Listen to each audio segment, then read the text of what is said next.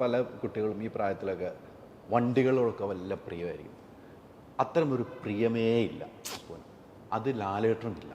ഇല്ല. ഞാൻ കണ്ടില്ല, ലാലേട്ടനും അങ്ങനെയല്ല. ലാലേട്ടൻ എത്രയോ നാൾ കഴിഞ്ഞിട്ട് ഒരു വണ്ടി ഇപ്പോൾ മാറിയെന്ന് ഞാൻ അത്ഭുതപ്പെട്ടിട്ടുണ്ട്. ഞാനിത് പല പ്രാവശ്യം ചോദിക്കണമെന്ന് ഒരു സ്ഥാനത്തില്ല. പക്ഷേ ലാലേട്ടൻ അടുത്ത് നിൽക്കുന്ന ആളോട് ചോദിച്ചപ്പോൾ അങ്ങനെ ഒരു പ്രിയമല്ല. മറ്റുള്ളവർക്ക് ഇവരൊന്ന് വണ്ടി മേടിച്ചതിനെ ഒന്ന് അതിൻ്റെ കയറിപ്പോകാൻ ഒന്ന് ആഗ്രഹിക്കുന്നുള്ളൂ. പക്ഷെ അങ്ങനെ ഒരു വണ്ടിക്കൊന്നും പ്രിയമില്ല. അതെന്താണ്? എനിക്ക് തോന്നുന്നു ചേട്ടന് വന്നിട്ട് ചേട്ടൻ അങ്ങനെ വണ്ടി ഓടിക്കാറില്ല. അതെ, എപ്പോഴും ഹീസ് ഡ്രിവൻ അറൗണ്ട്. അങ്ങനെ വണ്ടി സ്വന്തമായിട്ട് ഓടിക്കാറില്ല. അപ്പോൾ ചേട്ടന് എനിക്ക് തോന്നുന്നു go from point A two point B, അത് ഏത് വണ്ടിയായാലും സാരില്ല, അങ്ങനെയാണ്. അപ്പൂനും അങ്ങനെ ക്രേസ് ഒന്നും ഇല്ല. അവന് വന്നിട്ട് ഇപ്പോഴും വീട്ടിൽ ബ്രെസ ആ വണ്ടിയാണ് യൂസ് ചെയ്യുന്നവൻ. ഇതിനു മുമ്പ് ഫോക്സ് വാഗൻ ആയിരുന്നു. അത് കഴിഞ്ഞ് അത് കൊടുത്തിട്ട് അവൻ വാങ്ങിച്ചത് ബ്രെസ. അപ്പോൾ അവിടെ ആരോ വന്നപ്പോൾ അവർ പറഞ്ഞു അറ്റ്ലീസ്റ്റ് അതൊന്ന് മോഡിഫൈ ചെയ്ത് അതിൻ്റെ വീൽ കപ്പ്. വേണ്ട, ഇത് മതി. അവന് പിന്നെ മാനുവൽ ഡ്രൈവാണ് ഇഷ്ടം. അപ്പോൾ ഏറ്റവും അവന് എന്താ പറയുക, മിനിമൽ ഇത് മതി പറഞ്ഞിട്ട് അവൻ അതാ വാങ്ങിച്ചാൽ അതാ ഓടിക്കുന്നത് ഇപ്പോഴും. ഒരു അമ്മ എന്ന നിലയിലും ഒരു ഭാര്യ എന്ന നിലയിലും നല്ലൊരു വണ്ടിയിൽ യാത്ര ചെയ്യണം, എനിക്കും നല്ല വണ്ടികൾ വേണം, അങ്ങനെ ചേച്ചി ആഗ്രഹിച്ചിട്ടുണ്ടോ? എനിക്ക് ഇങ്ങനത്തെ വണ്ടി വേണമെന്നില്ല. പക്ഷെ ഞാൻ ചേട്ടന് പറയാം, എപ്പോഴും ഒരു സേഫായിരിക്കുന്ന ഒരു വണ്ടി, കുറച്ച് നല്ല സോളിഡായിരിക്കുന്ന വണ്ടി വേണം എന്ന് എപ്പോഴും ഞാൻ പറയും. ബിക്കോസ് മോർ ദാൻ മറ്റതിൻ്റെ ഒക്കെ കാട്ടിലും ഇപ്പോൾ ഇവർ കുറേ വണ്ടിയിൽ യാത്ര ചെയ്യുന്ന ആൾക്കാരായതുകൊണ്ട് സേഫ്റ്റി വേണം. അതാണ് എൻ്റെ ഒരു ക്രൈറ്റീരിയ. വണ്ടി ഏത് വണ്ടി ആയാലും ഇറ്റ്സ് ഓക്കെ, ഒരു കുഴപ്പമില്ല. ഈ കൂടുതലും വീട്ടിൽ സിനിമാ കാര്യങ്ങൾ ചർച്ച ചെയ്യാറുണ്ടോ? വീട്ടിൽ അങ്ങനെ കാര്യമായിട്ടില്ല. ഇപ്പോൾ ലാലേട്ടൻ്റെ സിനിമ കണ്ടു കഴിയുമ്പോൾ ചേട്ടന് ഇത് ഞാൻ ഏറ്റവും വലിയ ക്രിറ്റിക് തോന്നുന്നു. എനിക്ക് ഇഷ്ടമില്ല എന്ന് തന്നെ പറയും, ഒത്തുക്കി തന്നെ പറയും അല്ലേ? അപ്പോൾ ലാലേട്ടൻ്റെ റിയാക്ഷൻ എന്തായിരിക്കും? എന്ത് ചെയ്യാൻ പറ്റും, ഓരോ ആൾക്കാർക്കും ഓരോ ഒപ്പീനിയൻ അല്ലേ. പറയാനില്ല. ഏറ്റവും ഇഷ്ടപ്പെട്ട സിനിമ ഏതായിരിക്കും ലാലേട്ടൻ്റെ? അങ്ങനെ പറഞ്ഞാൽ കുറേ ഉണ്ട് ഇഷ്ടം. എനിക്കൊക്കെ ഇഷ്ടപ്പെടുന്നത് എന്നോടൊക്കെ ചോദിച്ചാൽ പല 2-3 പേരുകൾ. അത് കുറേ ജോണേഴ്സിൽ വേറെ. ഇപ്പോൾ സതയം, അതൊക്കെ ഭയങ്കര ഇൻറ്റൻസ് ഫിലിംസ് ആണ്. ചിത്രം എനിക്ക് ഭയങ്കര ഇഷ്ടമുള്ള കിൽക്കം ചിത്രമൊക്കെ ഭയങ്കര ചിരിക്കാനും എൻ്റർടൈനിങ് ചിത്രമാണ്. മണിച്ചിത്ര താഴെ എനിക്ക് ഭയങ്കര കുറച്ച് ഹൊറർ ഫിലിം ഫാനാണ് ഞാൻ. അപ്പോൾ എനിക്ക് അത് ഭയങ്കര ഇഷ്ടമായി. അപ്പോൾ അങ്ങനെ കുറേ പടമുണ്ട്. ഇഷ്ടമില്ലാത്തത് ചോദിക്കരുത്. അത് ഞാൻ ചോദിക്കുന്നില്ല, ചോദിക്കില്ല. അത് നിങ്ങളുടെ മനസ്സിൽ മാത്രമേ, നിങ്ങൾ രണ്ടുപേരും ഇരുന്നാൽ മതി, ഈ പ്രേക്ഷകർ അറിയണ്ട. ജഡ്ജ്മെന്റ് കറക്റ്റ് അല്ലെങ്കിലും പിന്നെ പ്രശ്നമാവും. തീർച്ചയായിട്ടും എനിക്ക് ഇഷ്ടപ്പെട്ട സിനിമകളാണ്. ലാലേട്ടൻ്റെ എപ്പോഴും കോമഡി ആണോ ഇഷ്ടം, ഇമോഷൻ ആണോ ഇഷ്ടം? പണ്ടത്തെ പടത്തിലൊക്കെ കോമഡി ഇഷ്ടമായിരുന്നു.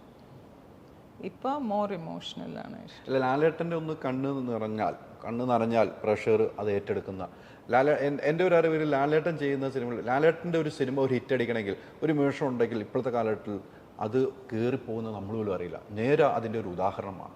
ഇത്രയും നാളുകൾക്ക് ശേഷം നേരെ സിനിമ ആ മനസ്സിൻ്റെ ആഴത്തിൽ തട്ടി പ്രേക്ഷകരുടെ. അത് ഒരു ചെറിയ കണ്ണിൻ്റെ ഒരു അനുഭവം മാത്രമാണ്. ഞാൻ പറഞ്ഞത് കറക്റ്റല്ലേ? അത് ആണ്, ഭയങ്കര സട്ടിൽ ഇതായിരുന്നു അത്. പക്ഷേ ഭയങ്കര ഇൻറ്റൻസും at the same time. And അത് ചേട്ടൻ്റെ മാത്രമല്ല, ഈവൻ കൂടെ ഉള്ള ആൾക്കാരുടെ ഇമോഷൻസൊക്കെ രണ്ടും അങ്ങോട്ടും സപ്പോർട്ട് ചെയ്യുമ്പോഴാണ് അത്രയും നമുക്ക് തോന്നുന്നത്. ചേച്ചിയുടെ കണ്ണ് നിറഞ്ഞ സിനിമ കണ്ണ് ഒന്ന് എനിക്ക് ആ സിനിമ കണ്ട് ഭയങ്കരമായിട്ട് മനസ്സിൻ്റെ ഉള്ളിൽ തന്മാത്രല്ലേ? അതെ, അത്തരമൊരു സിനിമ അല്ലേ? അത് ശരിക്കും ഫീൽ ചെയ്തു അല്ലേ? നല്ലോണം. അത്തരമൊരു സിനിമകൾ പിന്നീട് ഉണ്ടായിട്ടില്ല. അതെ, തുളസി സാറിൻ്റെ അത്തരമൊരു സിനിമകൾ വേറെ ഉണ്ടായിട്ടില്ല. അത് ഒരു ഡയറക്ടറിൻ്റെ ഒരു കഴിവും അതിൽ അഭിനയിച്ച ആർട്ടിസ്റ്റുകളുടെ ഒരു കഴിവും വലിയ കഴിവാണ്. അത് എന്നും പെട്ടെന്ന് അതിനൊരാലോചന പോലും വന്നില്ല ചേച്ചിക്ക്, പെട്ടെന്ന് പറയാൻ പറ്റിയ ഒരു സിനിമയാണ്. അത്തരം സിനിമകൾ വേണം. ചേച്ചി ചെന്നൈയിൽ തന്നെ അല്ലേ ഒരു സിനിമ കൊണ്ടുവന്നായിരുന്നു. നമ്മളെല്ലാം ആരാധിക്കുന്ന ഒരാളുടെ മോള് ചെന്നൈയാണ് ബേസ്. ഇപ്പം ഈ സിനിമയിൽ നമ്മൾ പഴയ കാലഘട്ടത്തിൽ ചെന്നൈയിലുള്ള ഒരു സിനിമാ ജീവിതമാണ് പറഞ്ഞു വന്നത്. അന്ന് ഈ പറയുന്ന ശ്രീനിച്ചേട്ടനും ലാലേട്ടനൊക്കെ ഇങ്ങനെ പോയാണ് ഒരു ആളാകുന്നത്. അത് എങ്ങനെ കണക്ട് ചെയ്തു സിനിമ കണ്ടപ്പോൾ? ഞാനും ഇങ്ങനത്തെ ഇതൊക്കെ കേട്ടിട്ടുണ്ട്. സ്വാമീസ് ലോഡ്ജ് ഞാൻ കണ്ടിട്ടില്ല, കേട്ടിട്ടുണ്ട്. അപ്പോൾ ഇങ്ങനത്തെ നമ്മൾ കേട്ട കഥയൊക്കെ വെച്ച് ഓഫ്കോഴ്സ് ഇത് കാണുമ്പം you can connect, especially because നമ്മൾ ഈ ഇൻഡസ്ട്രിയിൽ തന്നെ ഉണ്ടായിട്ട് ഇതൊക്കെ കേട്ടോണ്ട് നമുക്ക് കണക്ട് ചെയ്യാൻ പറ്റും. ആൻഡ് ഓൾസോ ഇപ്പം എൻ്റെ ഫാദർ വന്നിട്ട് സിനിമ എടുക്കുമെങ്കിൽ പോലും നമ്മൾ വന്നിട്ട് ഫസ്റ്റ് ഡേ ഈ പൂജ ഉണ്ടല്ലോ അന്ന് പോവും സെറ്റിൽ. പിന്നെ ലാസ്റ്റ് പ്രിവ്യൂ കാണാൻ പോവും ചെറുപ്പത്തിൽ. പിന്നെ കുറച്ച് വലുതായിട്ടാണ് എപ്പോഴെങ്കിലും ഇടയ്ക്ക് ഒരു ദിവസമൊക്കെ സെറ്റിൽ പോയാൽ പോവും. അല്ലെങ്കിൽ അങ്ങനെ ഒരു കണക്ഷൻ അത്രയും ഇല്ല. പക്ഷേ എന്നാലും എൻ്റെ ഒരു വേഗ് മെമ്മറിയിൽ ഇപ്പോൾ ഈ സിനിമയിൽ വിനീത് വന്നിട്ട് ഷാൻ ചെയ്ത ഒരു ഇതിൽ ഒരു ഡയറക്ടർ ഉണ്ട്, ഇങ്ങനെ ഈ ഫുൾ പോളോ നെക്ക് ടീഷർട്ട്, ഈ വലിയ ബ്ലാക്ക്. പക്ഷെ എൻ്റെ ഓർമ്മയിൽ അങ്ങനെ ഒരു എനിക്ക് പേര് കൃത്യമായിട്ട് വരുന്നില്ല. പക്ഷെ അതേപോലെ വൈറ്റ് പോളോ ടീഷർട്ടും ഇങ്ങനെ ഈ ബ്രോഡ് ബ്ലാക്ക് ഫ്രെയിമുള്ള ഗ്ലാസ്സസ് ഒക്കെ ഇട്ടിട്ട് ഏതോ ഒരു ഡയറക്ടർ ഉണ്ടായി. ഞാൻ ആ ഷൂട്ടിങ്ങിന് പോയിട്ടുണ്ട്, പക്ഷെ എനിക്ക് ആരാണെന്ന് ഓർമ്മ വരുന്നില്ല. സോ വിനീത് ആരിനെ ഉദ്ദേശിച്ചിട്ടാണ് ആ റോൾ എഴുതിയതെന്ന് എനിക്കറിയില്ല, പക്ഷെ അങ്ങനെ ഉണ്ടായിട്ടുണ്ട്. സോ അതൊക്കെ വെച്ച് നോക്കുമ്പോൾ എനിക്കും കണക്ട് ചെയ്യാൻ പറ്റുന്നുണ്ട്.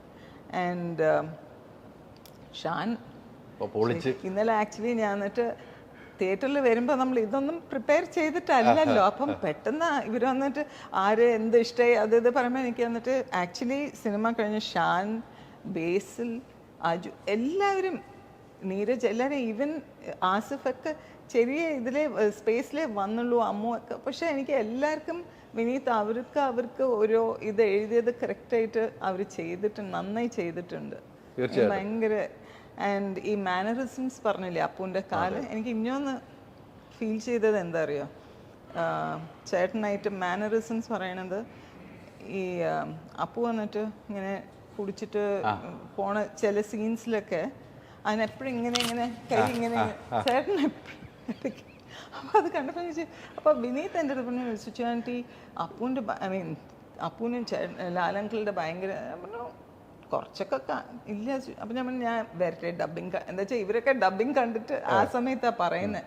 ഞാൻ പറഞ്ഞു ഞാനും വന്ന് അപ്പോൾ വരാൻ പറഞ്ഞു. അങ്ങനെ ഞാൻ പോയി കണ്ടപ്പോൾ എനിക്കും ഞാൻ പറഞ്ഞു അയ്യോ ശരിക്കും നീ പറഞ്ഞത് കറക്റ്റാണ്, ഇതിൽ ഇടയ്ക്കിടയ്ക്ക് എനിക്ക് തോന്നുന്നുണ്ട് ചേട്ടൻ്റെ. അപ്പോൾ ഇത് വന്നിട്ട് നാച്ചുറലായിട്ട് വരുന്നതാ. അതെ അതെ അതെ. അപ്പോൾ കുറേ പേര് ഞാൻ വായിച്ചും ഇതിൽ കണ്ടിട്ട് അപ്പോൾ വന്നിട്ട് കോപ്പി ചെയ്യേണ്ട അച്ഛൻ. C it is natural. അവൻ്റെ അച്ഛൻ്റെ ചില ഇത് മാനറിസംസ് വരുന്നത് നാച്ചുറലാണ്. ഈ കോപ്പി ചെയ്യാൻ പറഞ്ഞാൽ അവൻ ഫോർ എക്സാമ്പിൾ കുറേ സിനിമ എൻ്റെ പിള്ളേർ കണ്ടിട്ടില്ല ഇതുവരെ ചേട്ടൻ്റെ. ചിലതൊക്കെ കുറേ കണ്ടിട്ടുണ്ട്, പക്ഷെ ചിലതൊക്കെ ഈ അയാൾക്ക് അതൊന്നും കണ്ടിട്ടില്ല. ഓഫ് കോഴ്സ് ചിലതൊക്കെ വിനീത് തന്നെ പറഞ്ഞിട്ടുണ്ട്, ചെയ്യിച്ചു, അവനെ കൊണ്ട് ചെയ്യിച്ചതാ, മനഃപൂർവ്വം ചെയ്യിച്ചതാ. പക്ഷെ അത് അല്ലാതെ കുറേ മാനറിസംസ് വരുന്നത് അവൻ തന്നെ അറിയുന്നില്ല. നമ്മൾ കാണുമ്പോൾ നമുക്ക് അറിയുന്നുണ്ട് ഇത് ചേട്ടൻ്റെ പോലെ ഉണ്ട് എന്ന്, തീർച്ചയാണ് അവൻ തന്നെ അറിയുന്നില്ല അത്.